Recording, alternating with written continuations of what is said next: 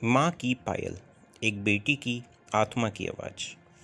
कभी कभी कुछ आवाज़ें हमारी रूह में बस जाती हैं। मेरे लिए वो आवाज़ माँ की पायल की थी। मुझे आज भी याद है, हर सुबह आँख खुलती तो सबसे पहले वो छन छन की मीठी ध्वनि सुनाई देती। माँ आंगन में तुलसी को पानी दे रही होती या रसोई में चाय बना रही होती। वो पायल उनकी मौजूदगी की पहचान थी, जैसे एक सजीव आरती हर सुबह घर को पवित्र कर जाती थी।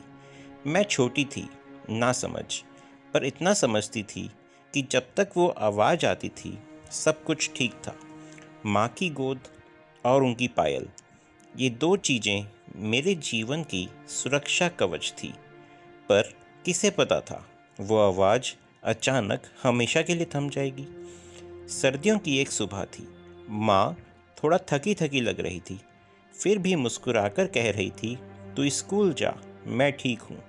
लेकिन इस दिन स्कूल से लौटते वक्त घर के बाहर लोगों की भीड़ देखकर कुछ टूट गया मेरे अंदर। माँ माँ अब नहीं थी।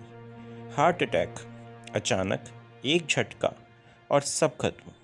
मैं 13 साल की थी, इतनी बड़ी नहीं थी कि समझ सकूं मौत क्या होती है, और इतनी छोटी भी नहीं कि भूल सकूं माँ की गैर मौजूदगी।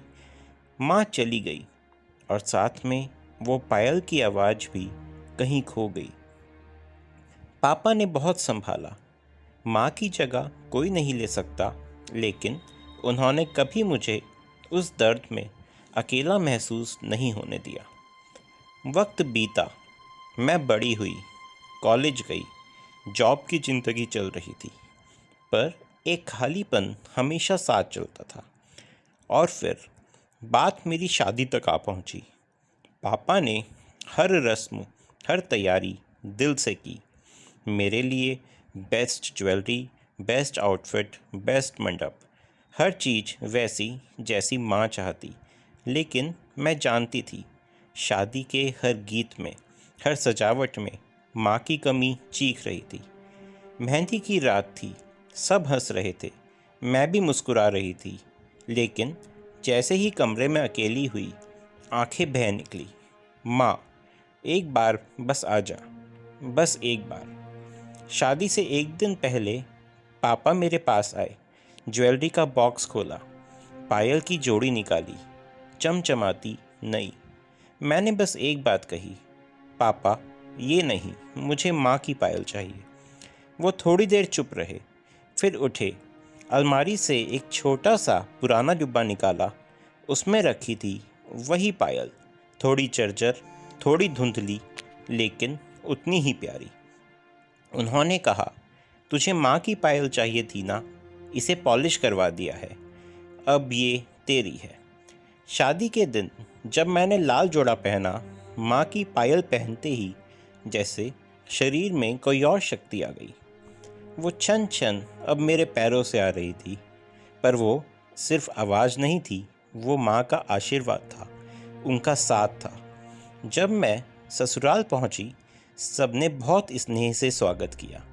शादी के बाद जब मैं ससुराल आई, पहली ही सुबह जब मैं रसोई में गई, मेरी सासू माँ की नज़र मेरी पायल पर पड़ी। वो थोड़ी अचकचाई, इतने नए गहने मिले होंगे, ये पुरानी डिज़ाइन की पायल क्यों पहनी है? मुझे कुछ कहने की ज़रूरत नहीं पड़ी। मेरे पति ने धीमे से कहा, ये उनकी माँ की पायल है, एक तरह से आशीर्वाद है।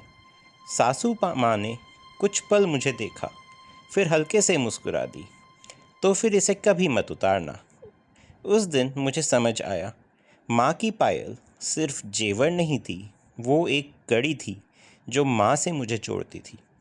अब जब भी मैं किसी रस्म में जाती हूँ, कोई त्यौहार मनाती हूँ, या सास ससुर, पति बच्चे के लिए कुछ करती हूँ, हर क्षण क्षण मुझे यही एहसास दिलाती है, मैं अकेली नहीं हूँ। कभी कभी लगता है, जब कोई मुश्किल फ़ैसला लेना होता है, उस पायल की आवाज़ मुझे दिशा देती है, जैसे माँ अब भी हर मोड़ पर मेरा हाथ थाम रही हो। माँ की पायल अब सिर्फ एक गहना नहीं है, वो मेरी माँ की आवाज़ है जो हर दिन मेरे साथ चलती है।